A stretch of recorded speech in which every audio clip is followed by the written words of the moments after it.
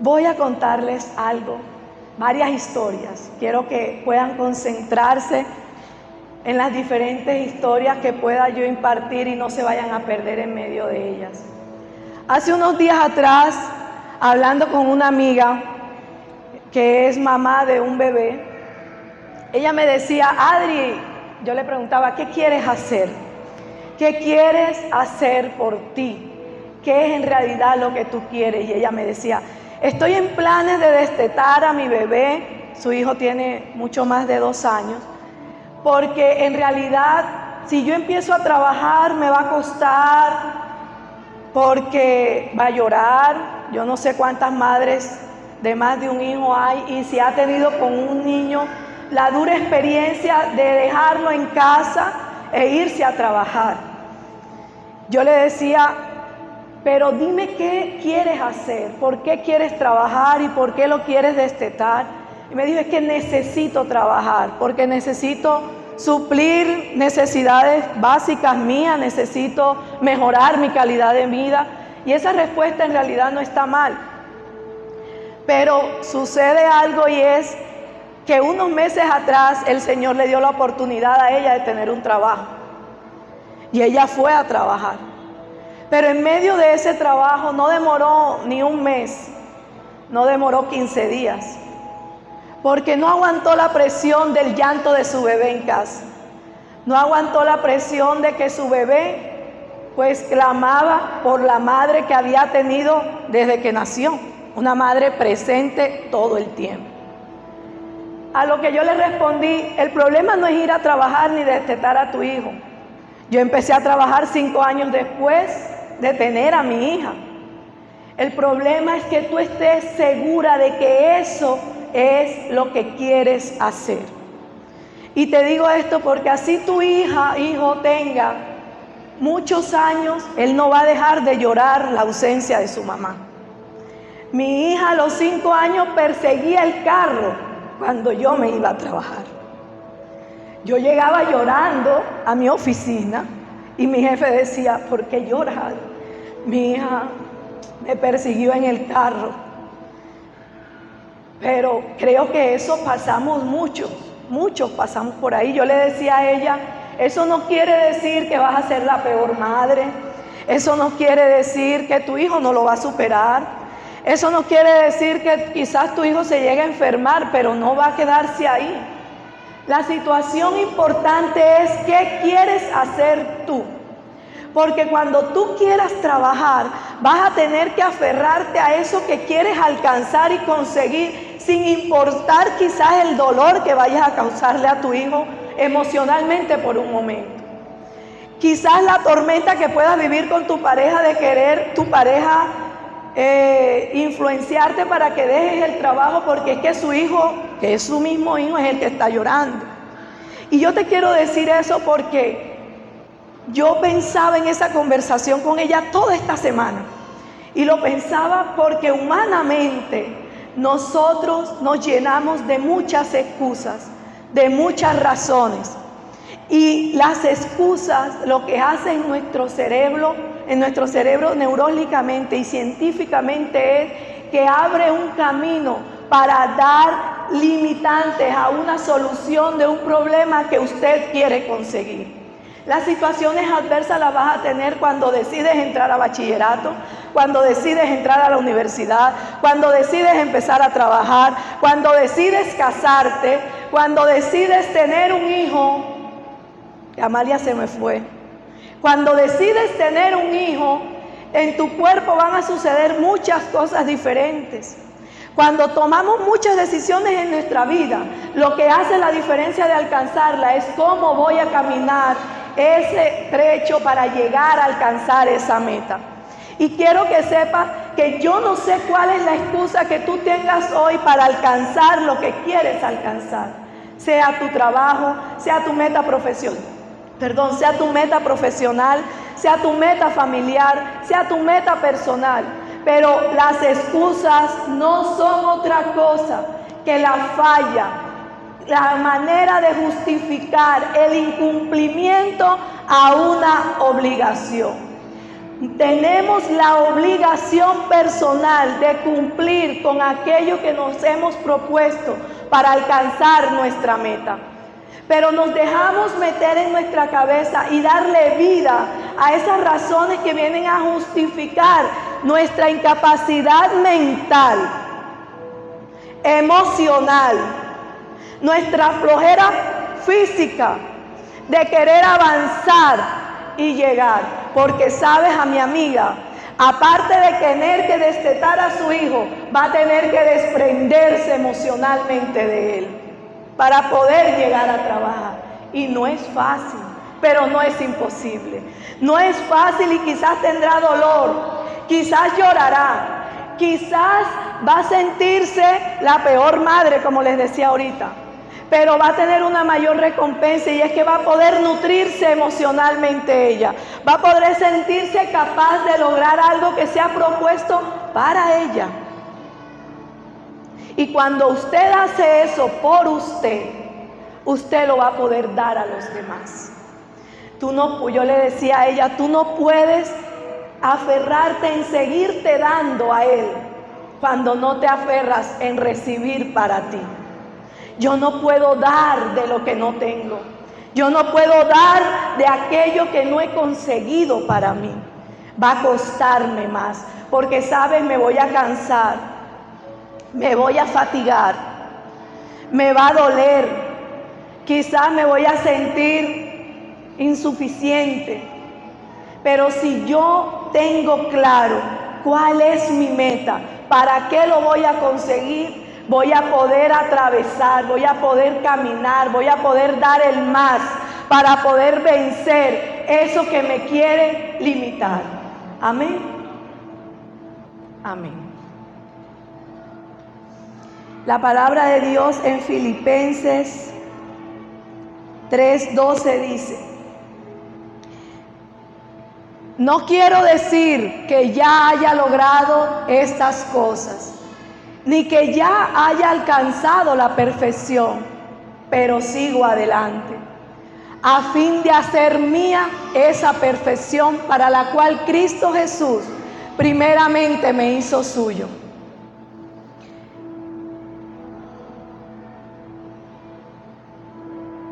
No, amados hermanos, no lo he logrado, pero me concentro únicamente en esto. Olvido el pasado y fijo la mirada en lo que tengo por delante. Y así avanzo hasta llegar al final de la carrera, para recibir el premio celestial al cual Dios nos llama por medio de Cristo Jesús. No podía dejar de leer esta cita esta semana, y es porque, ¿sabes? Pablo estaba escribiendo una carta a Filipenses, y en esa carta aclaraba que él no había podido conseguir la perfección por la cual Jesús lo llamó.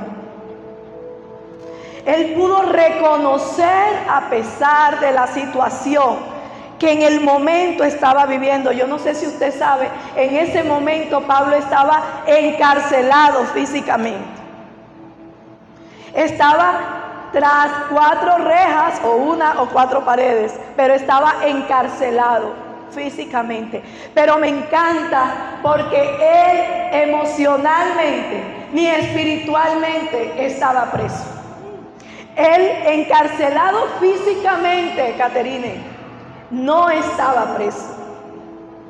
Él estaba emocionalmente alegre. Dice el estudio que Pablo estaba enviando esa carta en agradecimiento al pueblo de Filipenses, porque la gente se portaba bien con él. Y cuando usted está en una situación adversa, encarcelada, que lo priva de su libertad emocional y física, usted no puede ver y reconocer lo bueno que el Señor ha sido con usted.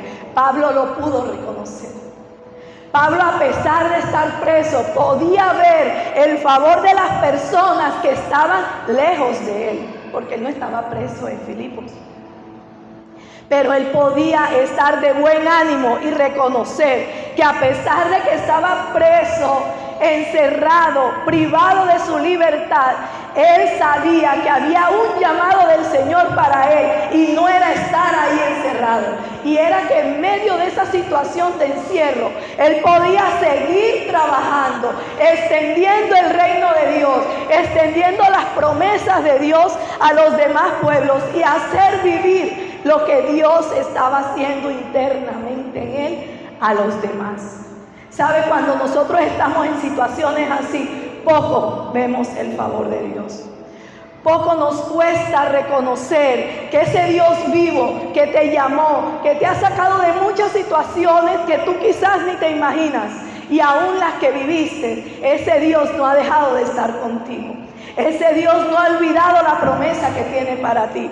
Pablo estaba encerrado, pero le decía al pueblo de Filipo: no he logrado llegar a la meta, pero no me rindo. No he alcanzado lo que quiero alcanzar.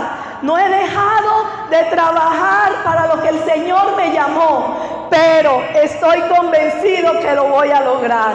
Estoy convencido de que aunque me cueste, de que aunque esté encerrado, de que quizás esté solo, de que quizás no sé qué situación podría estar pasando él emocionalmente, pero él estaba aferrado a que Dios tenía una promesa con él, pero él no iba a dejar de trabajar para alcanzarla. Él no iba a dejar de mover su vida, su comodidad, para dárselo a los demás sin importar cómo estaba él.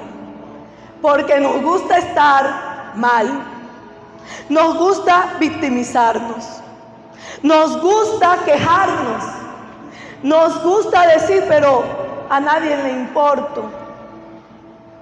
Pablo estaba solo en una cárcel, pero lo que Dios había impregnado en su corazón era una fuerte pasión por reconocer que él era un instrumento impresionante en las manos de Dios. Si Pablo no hubiera estado convencido de eso, quizás no hubiéramos leído estas cartas. Quizás no hubiéramos conocido mucho de las cosas que el Señor quiso revelar a nuestras vidas.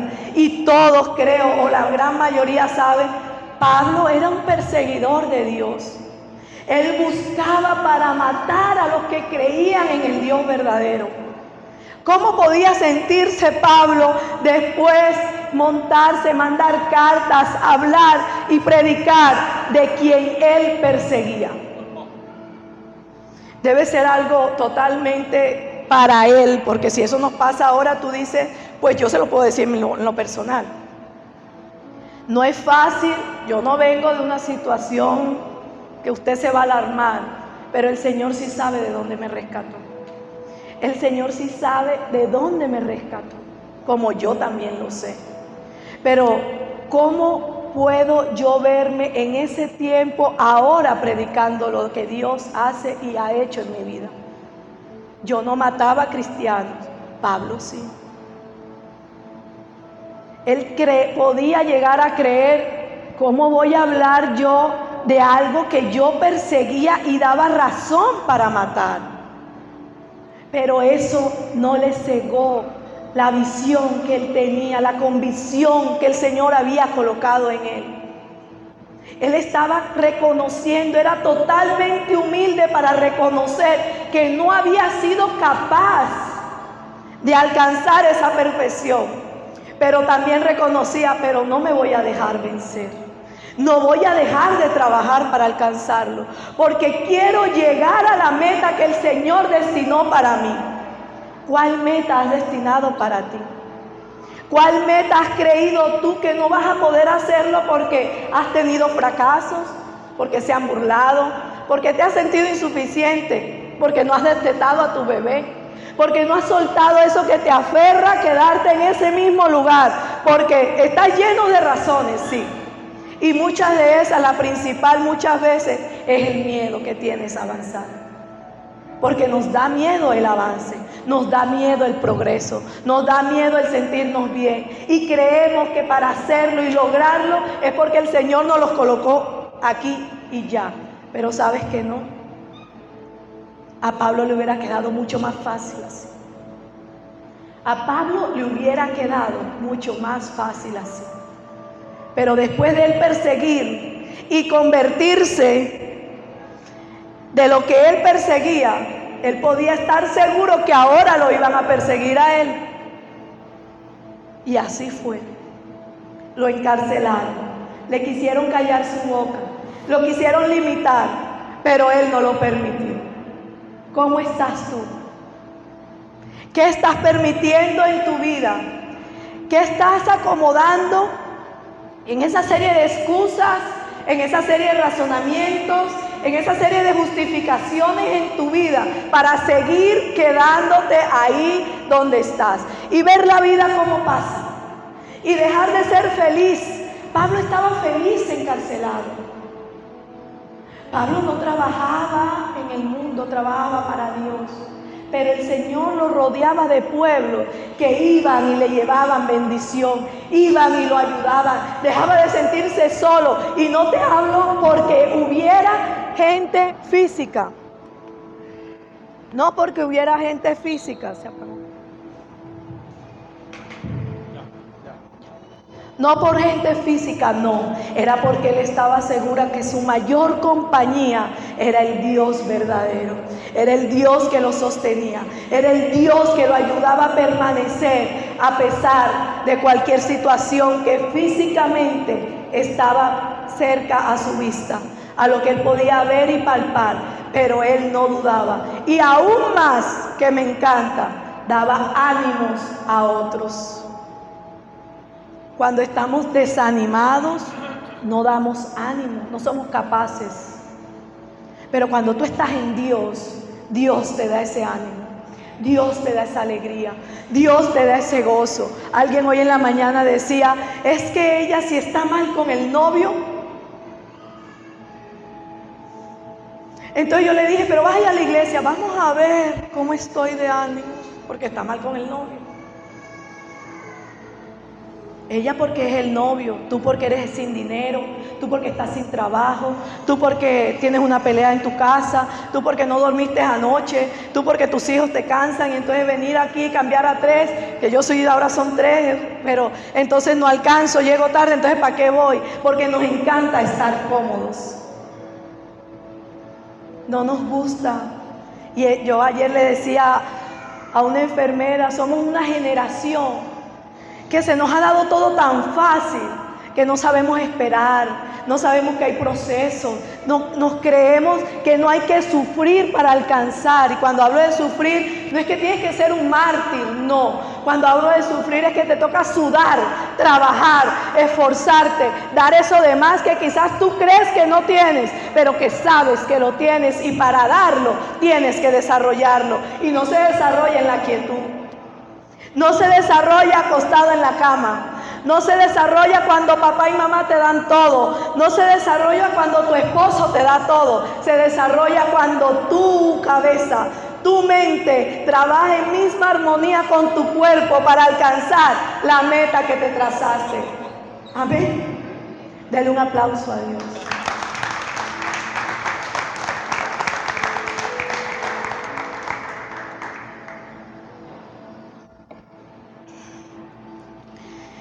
Pablo sintió humildad. Sintió humildad y pudo dominar sus emociones. Y pudo saber en medio de esa humildad y de esas emociones, pudo reconocer, ya sabía lo que le faltaba. Ya sabía que tenía necesidad de algo. Cuando tú tienes hambre, ¿qué es lo primero que haces? ¿Te vas a jugar fútbol con hambre? Yo tengo unos amigos que les encanta jugar fútbol. Ellos no se despiertan a cocinar, ni a hacerle aseo a la mujer. Ellos se despiertan es ahí a jugar fútbol. Ellos no se despiertan a arrullar al bebé, que hay que darle seno y no deja dormir. Ellos se despiertan a patear balón. Y hay que llegar y tener el desayuno. Y no está mal. No lo estoy criticando. Les estoy diciendo que si con esa misma pasión tú te levantas para ir a jugar fútbol, con esa misma pasión tú te levantas cuando tienes hambre, que uno va a la nevera y busca, uno cuando tiene hambre busca es comida, no busca otra cosa. Tú para saciar tu hambre no buscas agua, buscas comida. Cuando tú sabes cuál es tu necesidad, vas a trabajar por saciar esa necesidad. Es lo que Pablo sabía, reconoció su necesidad, pero después dice, me concentro únicamente en esto. Me concentro únicamente en esto. Estaba tan concentrado en eso que la cárcel no lo distrajo. Estaba tan concentrado en extender el reino de Dios, en dar ánimo al quebrantado, en levantar y hacer creer, aumentar la fe del débil en la fe, que él se seguía concentrando y no dejaba que la cárcel lo limitara. No dejaba que su situación personal, porque es tu situación personal, es tu manera de ver la vida, es tu manera de conseguir las cosas, la que no te permite ver la manera que Dios tiene para que tú logres alcanzarla. Él, a pesar de su encierro físico, pudo seguir concentrado en alcanzar la meta que tenía Dios para él. Él no se dejó desfallecer, él no se dejó vencer, él siguió por esa meta y les aconseja a ese pueblo que él seguía concentrado en eso. Les aseguraba, yo no lo he logrado, no crean que yo estoy bien, no crean que yo soy el perfecto, no lo creas. Yo quiero que sepas es que no voy a dejar de alcanzarlo, no voy a rendirme y no voy a dejar de trabajarlo. Era lo que les decía. Por tanto, él fijó su prioridad. Él fijó su prioridad y era llegar a la meta. Cuando usted juega el partido, yo voy a hablar de fútbol porque como ustedes juegan el fútbol, pero la gente atleta, cuando va a las carreras, ellos tienen sus subes y bajas en la carrera, en la competencia. Pero aquí como la meta es hacer gol, porque eso es lo que nos apasiona, el hacer gol. Usted da ese esfuerzo, usted patea. Yo tengo un amigo que para o en el suelo jugando o en el suelo en la moto porque siempre tiene un pie hinchado. Siempre tiene un pie raspado. Y uno dice, pero ¿por qué sigue jugando? Pero a él le gusta. Él tiene clara su prioridad.